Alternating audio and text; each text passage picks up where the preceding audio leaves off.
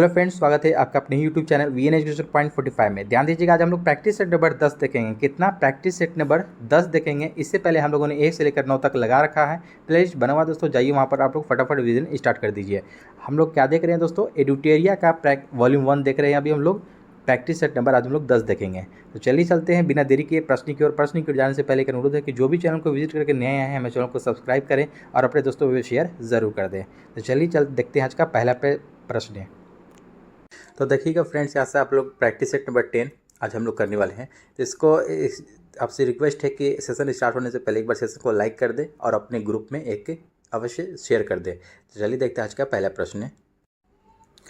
तो पहला प्रश्न है दोस्तों कि पहली बार परिसीमन आयोग का गठन कब किया गया था? ध्यान दीजिएगा, पहली बार परिसीमन आयोग का गठन कब किया गया था? ऑप्शन नंबर सी यहाँ से आपका राइट हो जाएगा 1952 ईस्वी में। कब? 1952 ईस्वी में परिसीमन आयोग का गठन किया गया था। साथ साथ जानेंगे हम लोग परिसीमन आयोग के बारे में कुछ फैक्ट जानेंगे कि इसका 52 में तो स्थापना किया ही गया था। इसका मुख्य कार्य क्या है? तो जनगणना के समय लोकसभा एवं विधानसभा क्षेत्रों का अवलोकन करना होता है।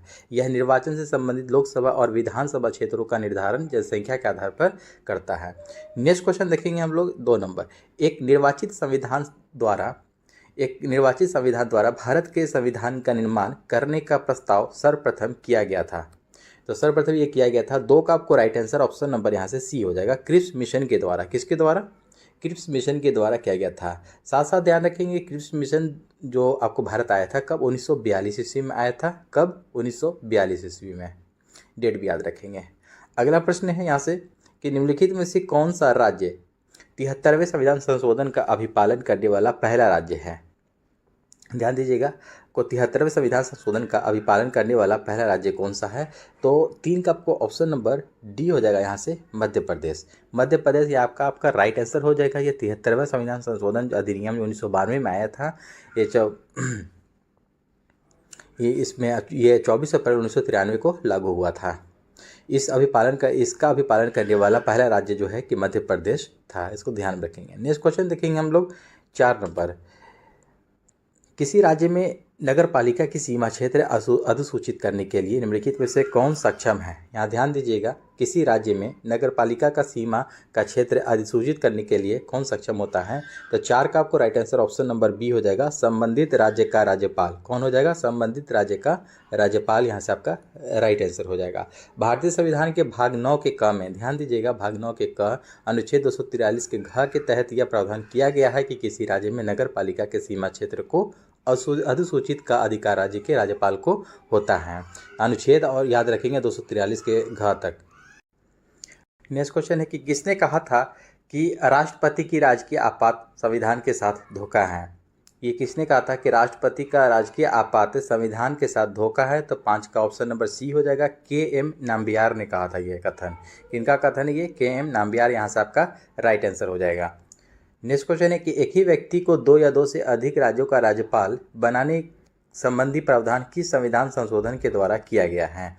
काफ़ी अच्छे प्रश्न है। 6 का ऑप्शन नंबर देखिएगा, सी हो जाएगा, 7वां संविधान संशोधन अधिनियम जो आया था, ये 7वां संविधान संशोधन कब आया था? ये 1956 ईस्वी में आया था। कब?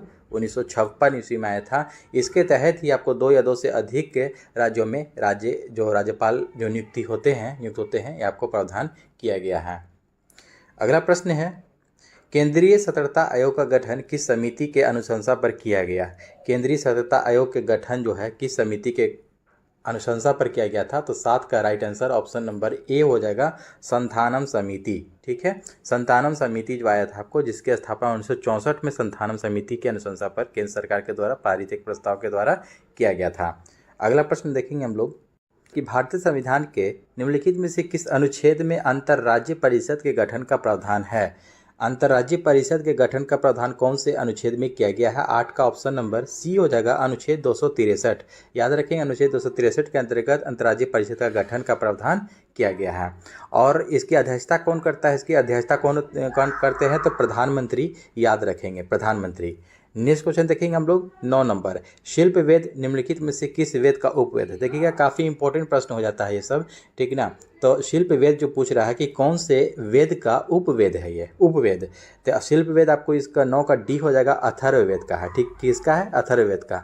दोस्तों ध्यान दीजिएगा, एक क्वेश्चन से आपको 2 से 3 आपको क्वेश्चन कवर होता रहता है। आपको सारी प्रश्नों को अच्छे से ध्यानपूर्वक सुनना है। और दोस्तों हमें सपोर्ट भी कीजिए, आप लोग ग्रुप में सभी को शेयर किया कीजिए। इस आप लोग के लिए बेस्ट अच्छे से अच्छे कंटेंट मैं आप लोगों के लिए लेकर आता रहूँगा इस चैनल के माध्यम से। तो दोस्तों अपने ग्रुप में भी शेयर जरूर किया कीजिए, और सेशन कैसा लगा लाइक क्या कीजिए। तो देखते हैं, देखिए कि 9 का जो शिल्प वेद जो कह रहा है इसमें, तो अथर्ववेद जो है कि इसका आपको राइट आंसर हो जाएगा। यहाँ पर ध्यान दीजिएगा दोस्तों कि इसका ऋग्वेद का देखिए उपवेद, ऋग्वेद में कौन सा उपवेद आता है? तो आयुर्वेद याद रखेंगे। ठीक है, आयुर्वेद जो होता है, आयुर्वेद ये याद रखेंगे आप लोग। यजुर्वेद का क्या हो जाएगा? धनुर्वेद याद रखेंगे। ठीक है, धनुर्वेद। ठीक है, धनुर्वेद ये न है, धनुर्वेद। सामवेद का वहीं आप लोग याद रखेंगे, क्या हो जाता है? सामवेद का गंधर्व वेद होता है। ठीक है, गंधर्व। ठीक है, गंधर्व वेद। तो ये सब ये आपको चारों वेद का ये उपवेद है, इसको याद रखेंगे। और अथर्ववेद का क्वेश्चन पूछा था शिल्प वेद, तो इसको ध्यान में रखेंगे आप लोग सभी को, काफ़ी इंपॉर्टेंट प्रश्न हो जाता है। नेक्स्ट क्वेश्चन देखेंगे हम लोग 10 नंबर। निम्नलिखित में से कौन सा युग में सही सुमेलित नहीं है? इनमें से देखिएगा, सही सुमेलित नहीं के बारे में पूछ रहा है, इनमें से नहीं है। देखिएगा, चौहान वंश है, चौहान वंश वसुदेव इसके संस्थापक थे, ये बिल्कुल सही है। परमार वंश उपेंद्र, ये भी आपको बिल्कुल सही है। और इस देखिएगा, सोलंकी वंश पृथ्वीराज प्रथम, तो सोलंकी वंश पृथ्वीराज प्रथम ये जो दिया है आपको सी, ये आपको गलत है, ये नहीं होगा। और गढ़वाल वंश चंद्रदेव के इसके भी संस्थापक थे, ये चंद्रदेव थे। ठीक है, तो सोलंकी वंश का स्थापना मूलराज प्रथम ने किया था। किसने? ये इसका संस्थापक थे मूलराज प्रथम। ठीक है, मूलराज प्रथम याद रखिएगा। तो ऑप्शन नंबर यहाँ पर सी आपका राइट हो जाएगा। अगला प्रश्न देखेंगे हम लोग, देखिएगा नेक्स्ट क्वेश्चन है कि शेरशाह ने किस युद्ध में विजय के बाद शेरशाह की उपाधि धारण किया था? कौन सा युद्ध की जब विजय हुआ था, जीता था उसने, जब जाकर के अपने आप को शेरशाह की उपाधि से धारण किया था खुद को? ठीक है, 11 का आपको right answer option number C हो जाएगा, चौसा का युद्ध है। ठीक है, चौसा का युद्ध। चौसा का युद्ध किसके किसके बीच हुआ था? तो शेरशाह सूरी और शाहजहाँ के बीच हुआ था। किसके बीच? सॉरी माफ़ कीजिएगा, हुमायूं के बीच। शेरशाह सूरी और हुमायूं के बीच हुआ था। इसमें आपको हार गया था, हुमायूं हार गया था। ठीक है, चौसा का युद्ध में। चौसा का युद्ध जो है कि आपको ये हुआ था कब, ये डेट भी याद रखेंगे, काफ़ी इंपॉर्टेंट हो जाता है, 1539 ईस्वी में। ठीक है, वहीं एक कन्नौज का युद्ध हुआ था आपको, कन्नौज का युद्ध 1540 ईस्वी में हुआ था। ये भी आपको शेरशाह सूरी और हुमायूं के बीच ही हुआ था। इसमें भी आपको हुमायूं हार गया था, शेरशाह सूरी जीत गया था। इसको ध्यान में रखेंगे हम लोग। देखेंगे नेक्स्ट क्वेश्चन, उत्तराधिकार के युद्ध में औरंगजेब ने दारा शिकोह को किस युद्ध में अंतिम रूप से पराजित कर दिल्ली में अपना राज्याभिषेक कराया था? तो यहाँ ध्यान देंगे, इसका right answer option number A हो जाएगा, देवराय का युद्ध है। ठीक है, देवराय का जो युद्ध हुआ था उसमें उत्तराधिकार के युद्ध में पूछ रहा है कि औरंगजेब ने दारा शिकोह को किस युद्ध में, यानी कि देवराय के युद्ध में पराजित करके दिल्ली में अपना राज्याभिषेक कराया था। Right answer option number A हो जाएगा आपका। नेक्स्ट क्वेश्चन है कि तुगलक काल में बिहार की राजधानी कहाँ थी? ध्यान दीजिएगा, तुगलक काल में पूछ रहा है कि बिहार की राजधानी कहाँ थी? तो ऑप्शन नंबर ए यहाँ से आपका राइट हो जाएगा, बिहार शरीफ। ठीक है, बिहार शरीफ आपको तुगलक काल में बिहार की राजधानी थी। देखिएगा, तुगलक काल में बिहार की राजधानी बिहार शरीफ थी। तुगलक काल में सर्वप्रथम बिहार पर आक्रमण 1324 ईस्वी में गयासुद्दीन तुगलक बंगाल अभियान से लौटते समय किया था। किसने किया था? गयासुद्दीन तुगलक ने किया था। बंगाल अभियान जब बंगाल जीत करके लौट रहा था उसी समय किया था। इस आक्रमण में गयासुद्दीन तुगलक ने उत्तरी बिहार के कर्नाट वंशीय शासक हरि सिंह को पराजित किया था। नेक्स्ट क्वेश्चन है कि बिहार में चंपारण कृषि कानून किस वर्ष पारित हुआ था? तो 14 का आपको राइट आंसर ऑप्शन नंबर यहाँ से सी हो जाएगा, 1918 ईस्वी में। कब बिहार में चंपारण कृषि कानून किस वर्ष पारित हुआ था? तो देखिएगा, चंपारण में आपको सत्याग्रह जो हुआ था, आपको चंपारण सत्याग्रह 1917 में हुआ था, लेकिन पूछ रहा है कि कानून किस वर्ष पारित हुआ था? तो 1918 ईस्वी में। 14 का आपको ए राइट आंसर हो जाएगा, सॉरी सी आपको राइट हो जाएगा। नेक्स्ट क्वेश्चन देखेंगे हम लोग। नेक्स्ट क्वेश्चन आपका कि सूची 1 को सूची 2 से यहाँ पर मिलान करना है। देखिएगा विद्रोह का केंद्र दे रखा है एक साइड दिया है नेतृत्वकर्ता। ध्यान दीजिएगा ये 1857 की क्रांति से संबंधित प्रश्न ये पूछा गया यहाँ पर। तो ध्यान दीजिएगा विद्रोह का केंद्र और नेतृत्वकर्ता, यानी कि लखनऊ से कौन से नेतृत्वकर्ता थे, कौन विद्रोह ये नेतृत्व कर रहे थे। लखनऊ से हो जाएगा आपको बेगम हजरत महल थी, ठीक है। कानपुर से आपको नाना साहब और तात्या टोपे थे, देखिएगा नाना साहब, ठीक है। झांसी से हो जाएगा आपको रानी लक्ष्मीबाई थी। उसके बाद इलाहाबाद से लियाकत अली थे। इसका राइट आंसर ऑप्शन नंबर देखेंगे 15 का ए आपका राइट हो जाएगा यहाँ से। नेक्स्ट क्वेश्चन देखेंगे हम लोग। जून 1945 में आयोजित शिमला सम्मेलन में कांग्रेस प्रतिनिधि मंडल का नेतृत्व किसने किया था। ध्यान दीजिएगा जून 1945 से पूछ रहा है कि आयोजित जो शिमला सम्मेलन हुआ था 1945 ईस्वी में, इसका प्रतिनिधि मंडल का नेतृत्व किसने किया था। 16 का right answer option number D हो जाएगा, मौलाना अबुल कलाम आज़ाद यहाँ से आपका राइट आंसर हो जाएगा। अगला प्रश्न है कि राजा राम मोहन राय के द्वारा स्थापित प्रथम संस्था निम्नलिखित में से कौन सी थी। ध्यान दीजिएगा राजा राम मोहन राय के द्वारा पूछ रहा है कि स्थापित प्रथम संस्था कौन सी थी इनमें से। आत्मीय सभा, देखिएगा सब राजा राम मोहन राय के द्वारा ही आपको संस्था इनमें से स्थापित किया हुआ। आत्मीय सभा, ब्रह्म समाज, कोलकाता यूनिटेरियन कमेटी और तत्वबोधिनी सभा। 17 का देखिएगा राइट आंसर ऑप्शन नंबर यहाँ से आपका ए हो जाएगा, आत्मीय सभा। क्या हो जाएगा, आत्मीय सभा। आत्मीय सभा का आपको देखिएगा यहाँ पर कब हुआ था,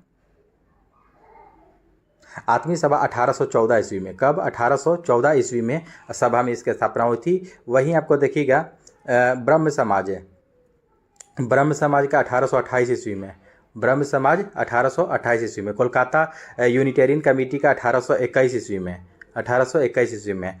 और तत्वबोधिनी सभा जो पूछ रहा है ये 1839 ईस्वी में, 1839 ईस्वी में। तो पहले 1814 ईस्वी में आपको आत्मीय सभा आ जा रहा है, इसका right answer option number A हो जाएगा यहाँ से।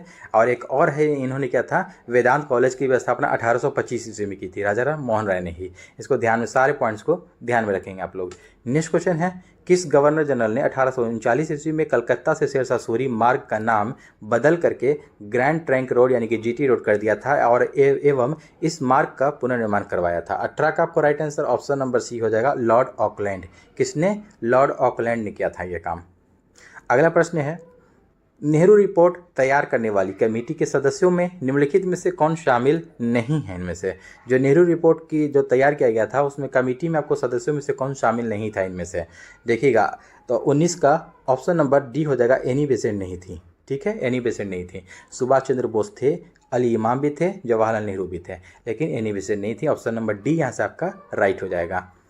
नेहरू समिति का जो गठन है, आपको ध्यान दीजिएगा, नेहरू समिति का गठन 1928 ईस्वी में मोतीलाल नेहरू की अध्यक्षता में संविधान की रूपरेखा तैयार करने के लिए किया गया था। नेक्स्ट क्वेश्चन देखेंगे हम लोग, साइमन कमीशन के द्वारा किस वर्ष अपनी रिपोर्ट प्रस्तुत की गई थी। साइमन कमीशन के द्वारा किस साल अपनी रिपोर्ट प्रस्तुत की गई थी। 20 का ऑप्शन नंबर बी हो जाएगा, 1930 ईस्वी में। कब, 1930 ईस्वी में ये रिपोर्ट प्रस्तुत किया गया था। अगला प्रश्न है कि सलीम अली राष्ट्रीय उद्यान स्थित है, तो कहाँ स्थित है सलीम अली राष्ट्रीय उद्यान। ऑप्शन नंबर बी हो जाएगा, ये जम्मू कश्मीर, ठीक है, जम्मू एवं कश्मीर में सलीम अली राष्ट्रीय उद्यान स्थित है। अगला प्रश्न है कि प्रधान याम्योत्तर नहीं गुजरती है। देखिएगा प्रधान याम्योत्तर रेखा जो है आपको ये कहाँ से होकर नहीं गुजरती है। अल्जीरिया से, फ्रांस से, नाइजर से या स्पेन से। 22 का ऑप्शन नंबर यहाँ से सी हो जाएगा दोस्तों, नाइजर से होकर के नहीं गुजरती है। प्रधान याम्योत्तर नाइजर से नहीं गुजरती हैं। देखिएगा दोस्तों इसके बारे में कुछ फैक्ट जानेंगे कि प्रधान याम्योत्तर जो है कि नहीं गुजरती है, तो नाइजर से नहीं गुजरती है। लेकिन प्रधान याम्योत्तर या ग्रीनविच रेखा जिसको कहा जाता है, ये इंग्लैंड में ग्रीनविच से गुजरती है या 0 अंश देशांतर है।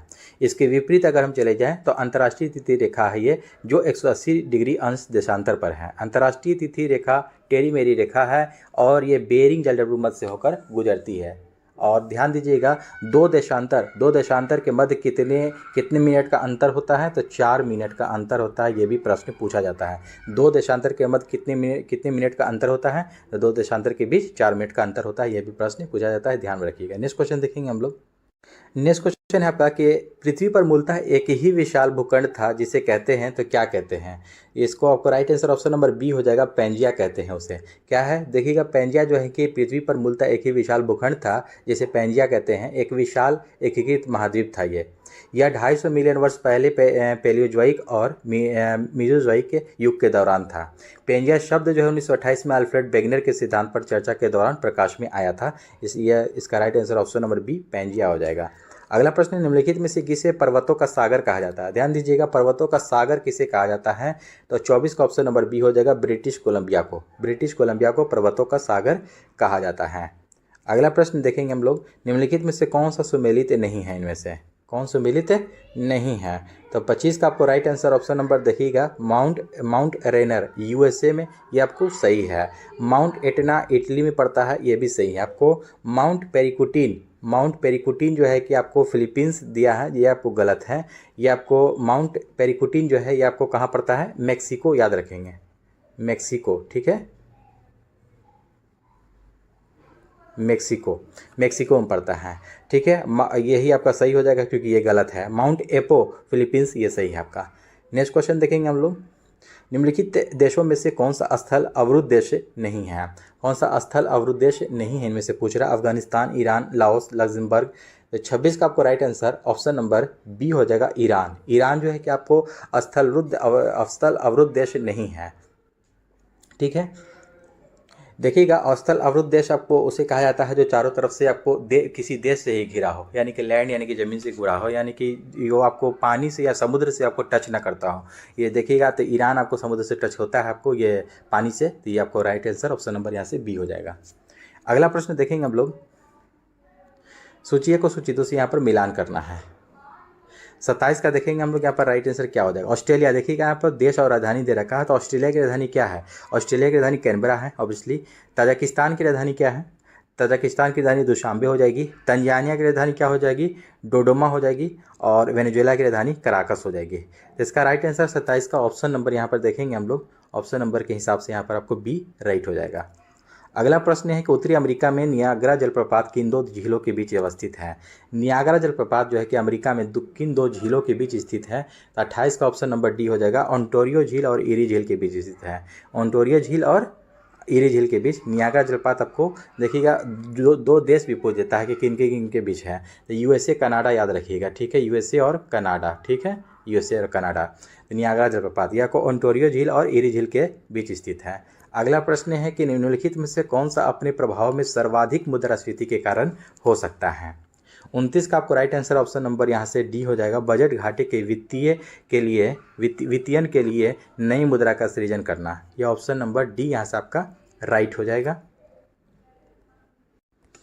नेक्स्ट क्वेश्चन है आपका कि जब भारतीय रिजर्व बैंक नकदी रिजर्व अनुपात में वृद्धि की घोषणा करता है तो इसका तात्पर्य क्या है? जब आरबीआई है जो ये नकदी रिजर्व अनुपात में वृद्धि करने की घोषणा करता है तो इसका तात्पर्य होगा कि वाणिज्यिक बैंकों के पास उधार देने के लिए कम मुद्रा होगी। वाणिज्यिक बैंकों के पास उधार देने के लिए कम मुद्रा होगी, ये इसका आपको तात्पर्य होगा। नेक्स्ट क्वेश्चन देखेंगे हम लोग, मौद्रिक नीति क्या है? ध्यान दीजिएगा, मौद्रिक नीति है एक, तो 31 का आपको right answer option number B हो जाएगा, राजकोषीय नीति का पूरक है। राजकोषीय नीति का पूरक है आपको यहाँ से आपका राइट आंसर हो जाएगा। अगला प्रश्न है, निम्नलिखित में से कौन सी स्कीम ग्रामीण विकास के लिए नहीं है? कौन सी स्कीम ग्रामीण विकास के लिए इनमें से नहीं है? ट्राइसेम, क्राई, JRY, IRDP। 32 का right answer option number B हो जाएगा, कराई, ठीक है, CRY, कराई, ये आपको ग्रामीण विकास के लिए नहीं है। अगला प्रश्न देखेंगे, भारत सरकार का कौन सा मंत्रालय भारत की विदेश व्यापार नीति से संबंधित है? तो 33 का यहाँ से right answer option number C हो जाएगा दोस्तों, वाणिज्य एवं उद्योग, ठीक है, वाणिज्य एवं उद्योग जो है ये मंत्रालय ये भारत की विदेश व्यापार नीति से संबंधित है, वाणिज्य एवं उद्योग मंत्रालय। वर्ल्ड इकोनॉमिक आउटलुक इंडेक्स कौन प्रकाशित करता है? कौन इसको प्रकाशित करता है, वर्ल्ड इकोनॉमिक आउटलुक इंडेक्स को? तो 34 का ऑप्शन नंबर सी आपका राइट हो जाएगा दोस्तों, IMF, ठीक है, IMF ये आपको यहाँ से राइट आंसर हो जाएगा। IMF का स्थापना कब हुआ था? 1944 या 45 भी देता है, तो 1944 ईस्वी में। इसका मुख्यालय वाशिंगटन DC में, इसको भी याद रखेंगे। वर्ल्ड बैंक का भी मुख्यालय आपको वाशिंगटन DC में ही है। नेक्स्ट क्वेश्चन देखेंगे, भारत जेंडर बजटिंग कब शुरू किया गया था? भारत जेंडर बजटिंग कब शुरू किया गया था? 35 का ऑप्शन नंबर ए हो जाएगा, केंद्रीय बजट 2005-06। कब? केंद्रीय बजट 2005-06 में जेंडर बजट से देखिएगा, जेंडर बजट से तात्पर्य क्या है? लैंगिक समानता के लिए कानूनों प्रावधानों के अलावा किसी देश के बजट में महिला सशक्तिकरण के साथ साथ शिशु कल्याण के लिए धन का आवंटन करना। ठीक है, ये आपको राइट आंसर हो जाएगा 2005-6 राइट आंसर। नेक्स्ट क्वेश्चन है, किस राज्य सरकार के द्वारा गीता कार्मिक बीमा योजना शुरुआत की गई है? गीता कार्मिक बीमा योजना की शुरुआत जो की गई है किस राज्य सरकार के द्वारा? 36 का ऑप्शन नंबर ए हो जाएगा, तेलंगाना राज्य सरकार के द्वारा ये शुरू किया गया है।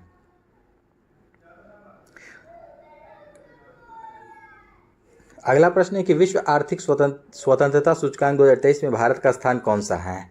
विश्व आर्थिक स्वतंत्रता सूचकांक 2023 में भारत का स्थान कौन सा है, इनमें से पूछ रहा है, काफ़ी इंपॉर्टेंट हो जाएगा आपको। 37 का ऑप्शन नंबर सी हो जाएगा दोस्तों, 131वां स्थान है। कितना? 131वां स्थान है। इस सूची में आपको प्रथम स्थान कौन सा है? तो सिंगापुर है। किसका है? सिंगापुर का नाम याद रखेंगे, सिंगापुर। ठीक है, सिंगापुर। और अंतिम स्थान आपको उत्तर कोरिया आता है इसमें विश्व आर्थिक स्वतंत्रता सूचकांक में, और भारत का स्थान 131 है। अगला प्रश्न है, राष्ट्रीय पिछड़ा वर्ग आयोग के अध्यक्ष कौन है? राष्ट्रीय पिछड़ा वर्ग आयोग के अध्यक्ष कौन है? इस सी हो जाएगा हंसराज गंगाराम अहीर। हंसराज गंगाराम अहीर ये आपको राष्ट्रीय पिछड़ा वर्ग आयोग के अध्यक्ष हैं। नेक्स्ट क्वेश्चन है आपका कि राष्ट्रीय डॉल्फिन दिवस कब मनाया जाता है? राष्ट्रीय डॉल्फिन दिवस 5 अक्टूबर को मनाया जाता है। ऑप्शन नंबर ए यहाँ से आपका राइट हो जाएगा। अगला प्रश्न है कि हाल ही में किस चक्रवात या तूफान ने म्यांमार और बांग्लादेश के तट पर कहर बरपाया है? तो इसका राइट आंसर ऑप्शन नंबर बताएंगे आप लोग, ए हो जाएगा, देखिएगा, मोचा। ठीक है, मोचा जो है कि आपको ये मई 2023 में म्यांमार बांग्लादेश के तट पर आया था और काफ़ी कहर बरपाया। इस तूफान का नामकरण किसने किया था? यमन। नाम याद रखेंगे, यमन ने इसका नामकरण किया था, मोचा। और बीपर जो है ये कौन से राज्य को आपको हानि पहुंचाया था? बीपर जो है जो कि जून 2023 में आया था, ये आपको गुजरात और राजस्थान पर कहर बरपाया था। अगला प्रश्न देखेंगे हम लोग, वन स्थिति रिपोर्ट 2021 के अनुसार वृक्षारोपण का प्रतिशत कितना है? 41 का right answer option number D हो जाएगा, 2.91%। यानी कि वन स्थिति रिपोर्ट 2021 के अनुसार वृक्षारोपण का प्रतिशत 2.91% है। नेक्स्ट क्वेश्चन देखेंगे हम लोग, हाल ही में पद्म विभूषण सम्मान से सम्मानित एस.एम. कृष्णा का संबंध किस क्षेत्र से है? एस.एम. कृष्णा का संबंध किस क्षेत्र से है? 42 का ऑप्शन नंबर सी हो जाएगा, लोक कार्य। ठीक है, लोक कार्य क्षेत्र से इनका आपको संबंध है। और साथ ध्यान देंगे कि पद्म विभूषण पुरस्कार से कुल कितने व्यक्ति को सम्मानित किया गया? अगर पूछ दे प्रश्न तो टोटल 6 व्यक्ति को सम्मानित किया गया है पद्म विभूषण से। पद्म भूषण से पूछ देगा तो 9 आपको याद रखना है वो भी। नेक्स्ट क्वेश्चन है कि दीप ग्रेस इक्का का संबंध किस खेल से है? दीप ग्रेस इक्का का संबंध किस खेल से है? 43 का right answer option number B हो जाएगा, हॉकी खेल से संबंध रखते हैं ये। अगला प्रश्न है कि द एलिफेंट विस्पर्स डॉक्यूमेंट्री के निर्देशक निम्नलिखित में से कौन है? 44 का ऑप्शन नंबर बी हो जाएगा आपको, कार्तिकी गोंजाविल्स से। अगला प्रश्न देखेंगे कि SCO शिखर सम्मेलन 2023 का आयोजन कहाँ किया गया है? SCO शिखर सम्मेलन 2023 का आयोजन कहाँ किया गया है? तो 45 का ऑप्शन नंबर ए हो जाएगा, भारत में किया गया है। ठीक है, 23वां SCO शिखर सम्मेलन का आयोजन उज्बेकिस्तान में किया गया था, 23वां। ये 24वां आपको, ठीक है, भारत में किया गया। इसकी स्थापना SCO की स्थापना 2001 में हुई थी। कब? 2001 में। इसको भी याद रखेंगे आप लोग। इसमें कुल 9 सदस्य देश हैं। नेक्स्ट क्वेश्चन है कि किस बैंक के द्वारा प्रोजेक्ट कुबेर लॉन्च किया गया है? किस बैंक के द्वारा प्रोजेक्ट कुबेर है क्या इसको लॉन्च किया गया है? तो ऑप्शन नंबर देखेंगे हम लोग, 46 का ए हो जाएगा, SBI के द्वारा। किसके द्वारा? SBI के द्वारा। ये इसमें क्या है कि ये प्रोजेक्ट कुबेर जो है ये आपको लॉन्च किया गया है, जो ये भारतीय स्टेट बैंक में ग्राहकों को बैंकिंग सेवा प्रदान करने के उद्देश्य से बेंगलुरु में ये प्रोजेक्ट कुबेर लॉन्च किया गया। अगला प्रश्न है, भारत का ऑटो बाजार निर्माण किस क्षेत्र में विश्व का कौन सा स्थान है? तो भारत का ऑटो बाजार निर्माण के क्षेत्र में विश्व का कौन सा स्थान है? 47 का ऑप्शन नंबर बी हो जाएगा, ये इसमें तीसरा स्थान है। अगला प्रश्न देखेंगे, ईरान पाकिस्तान गैस पाइपलाइन को निम्नलिखित में से किस नाम से जाना जाता है? ईरान पाकिस्तान गैस पाइपलाइन को कौन से नाम से जाना जाता है? 48 का ऑप्शन नंबर सी हो जाएगा, शांति पाइपलाइन के नाम से जाना जाता है। ईरान पाकिस्तान जो गैस पाइपलाइन है उसको हम लोग शांति पाइपलाइन के नाम से जानते हैं। अगला प्रश्न है कि पेगासस स्पाईवेयर को किस देश के द्वारा विकसित किया गया है?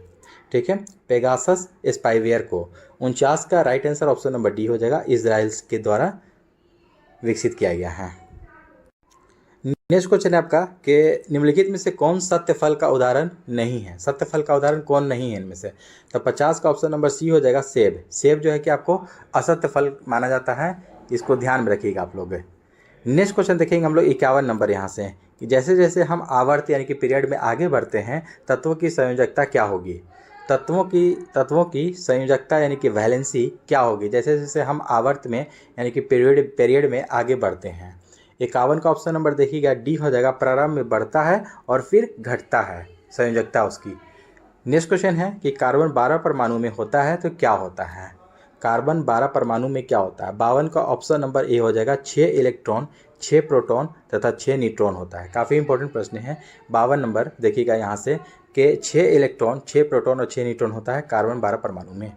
नेक्स्ट क्वेश्चन है कि डंक वाले स्थान पर किसके प्रयोग से आराम मिलता है।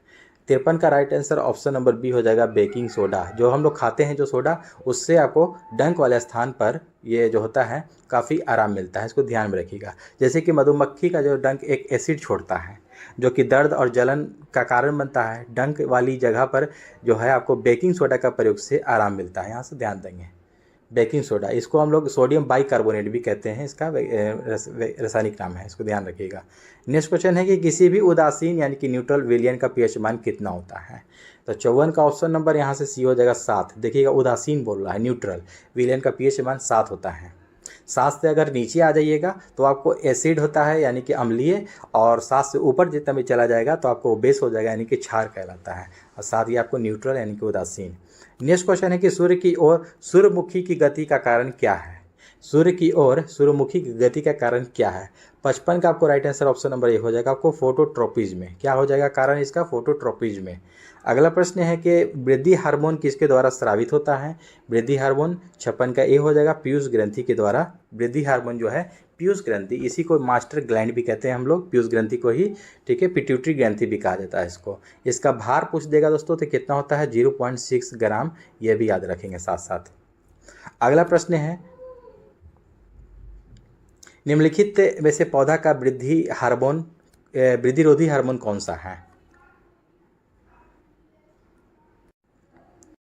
तो इसका राइट आंसर ऑप्शन नंबर 57 का देखिएगा सी हो जाएगा, एफसीसी के अम्ल, ठीक है, एफसीसी एसिड।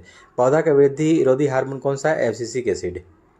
अगला प्रश्न है कि हाइपरमेट्रोपिया के मामले में सुधार के लिए किस लेंस का उपयोग किया जाता है। हाइपरमेट्रोपिया के मामले में सुधार के लिए किस लेंस का उपयोग किया जाता है। तो 58 का right answer option number A हो जाएगा, उत्तल लेंस है। हाइपरमेट्रोपिया का देखिए मतलब हो जाएगा, कंफ्यूज नहीं होइएगा, हाइपरमेट्रोपिया का मतलब होता है दूरदृष्टि दोष, और दूरदृष्टि दोष को हम लोग उत्तल लेंस लगा करके उसको ठीक किया जा सकता है। और वही आपको आ जाता है मायोपिया, एक मायोपिया जिसको निकट दृष्टि दोष कहा जाता है, उसमें हम लोग अवतल लेंस लगा करके उपयोग करके उसको ठीक कर सकते हैं, याद रखिएगा। नेक्स्ट क्वेश्चन है वास्तविक और उल्टे प्रतिबिंब के लिए दर्पण का आवर्धन होता है।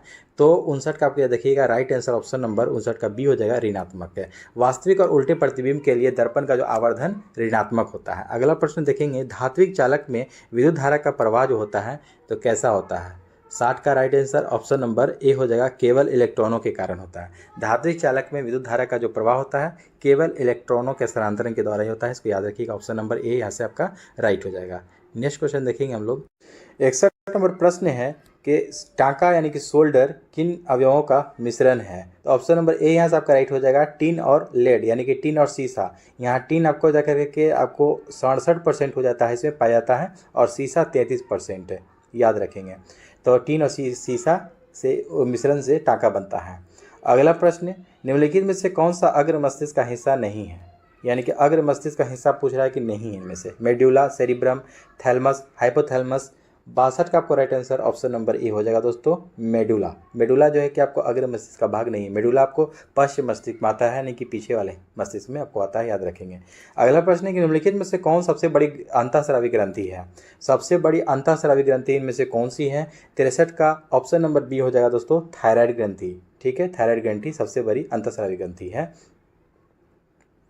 नेक्स्ट क्वेश्चन, शहद का प्रमुख घटक क्या है। तो शहद का प्रमुख घटक क्या हो जाता है, बी हो जाएगा, फ्रुक्टोज, ठीक है। शहद का प्रमुख घटक क्या है, फ्रुक्टोज है। इसकी मात्रा जो लगभग आपको 38% होती है।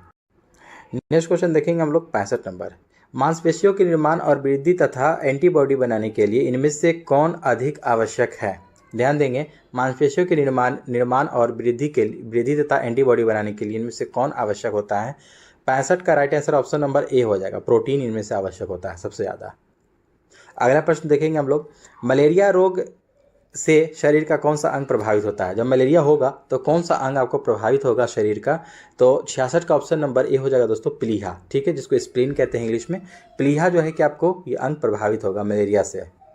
मलेरिया एक परजीवी प्लाज्मोडियम से फैलने वाला रोग है, इसको भी याद रखेंगे, जिसका वाहक जो होता है मादा एनोफिलीज मच्छर होता है।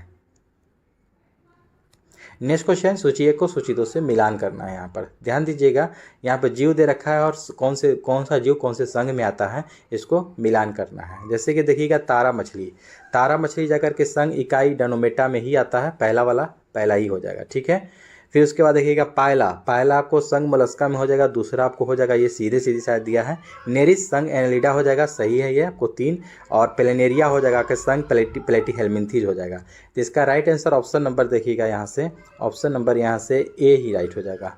अगला प्रश्न है कि मानव शरीर में रक्त का आयतन शरीर के भार का लगभग कितने प्रतिशत होता है? काफ़ी अच्छे प्रश्न है कि मानव शरीर में रक्त का जो आयतन होता है शरीर के भार का लगभग कितने प्रतिशत होता है?